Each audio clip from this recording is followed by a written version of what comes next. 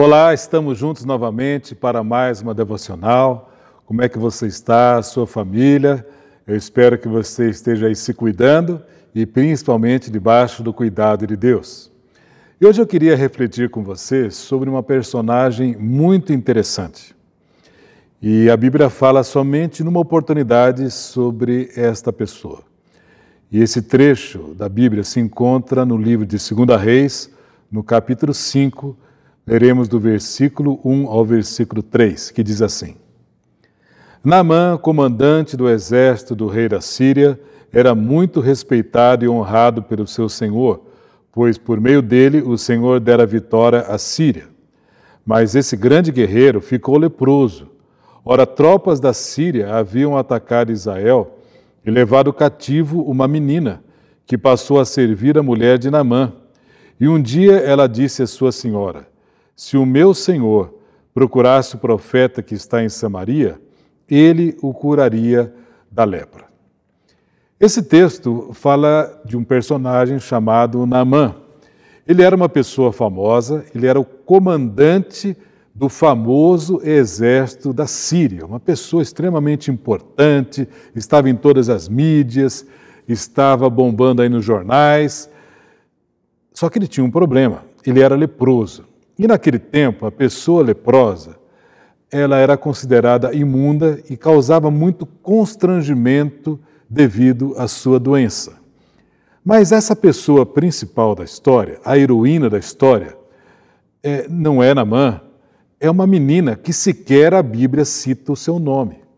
O que nós sabemos dela, e somente aqui a Bíblia fala sobre essa pessoa, que ela havia sido levada pelo comandante da Síria para a sua terra como escrava e foi colocada para trabalhar justo na casa de Naamã. Que coisa tremenda!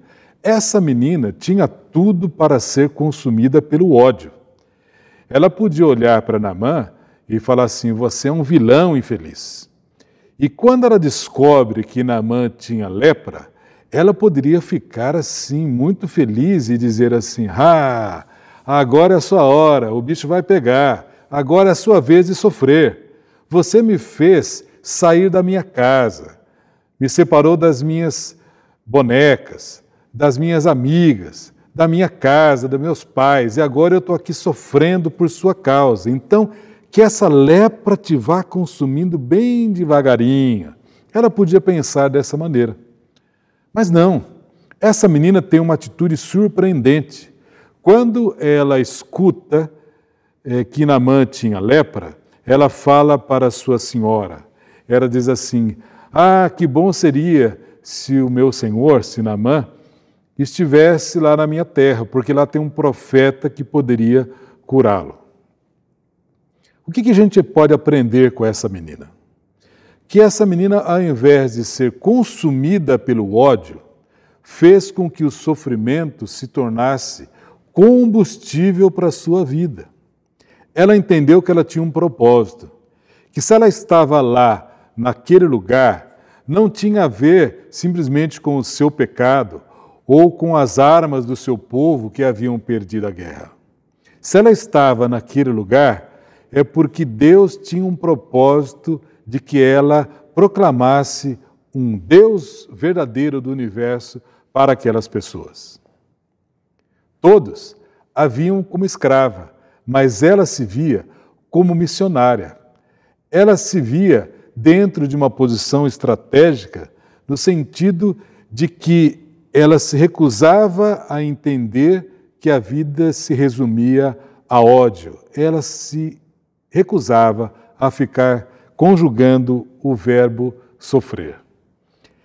E é o que a gente pode aprender hoje com ela, que mediante tudo que a gente está vivendo esses dias, eu não quero permitir que essas coisas determinem a minha vida. Quem vai determinar se a minha vida será ou não refém desse sofrimento sou eu, e não a circunstância externa. Eu não preciso viver revoltado diante desse quadro. Eu posso me lembrar de que existe um propósito de Deus na minha vida, que é de me aperfeiçoar ao caráter de Cristo. E quando eu permito que Deus use circunstâncias como essa, no sentido de eu ficar a favor do propósito de Deus e não simplesmente revoltado de um lado para o outro, eu estou entendendo de que há um Senhor no universo e esse Senhor controla todas as coisas. Eu não vou permitir que a minha fé seja exaurida, mas eu vou permitir que a esperança seja renovada no meu coração. Porque o mais importante não é o que acontece externamente fora de você, mas dentro de você. Deus não virou as costas para nós. Deus não nos abandonou. Eu não vou permitir que essa situação externa venha a comprometer o meu presente e o meu futuro. Porque eu sei que existe um Deus que não tripudia sobre a nossa dor, mas Ele nos pega pela mão para nos sustentar. Então nós não estamos abandonados ou perdidos no meio de tudo isso. E talvez hoje você esteja com esse sentimento de abandono, de perda, de aflição.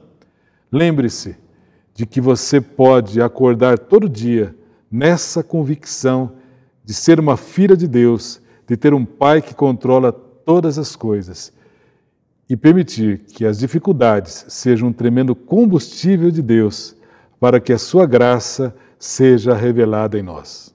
Renove a sua esperança e o seu coração e leve o meu abraço virtual para você e sua família. Deus te abençoe.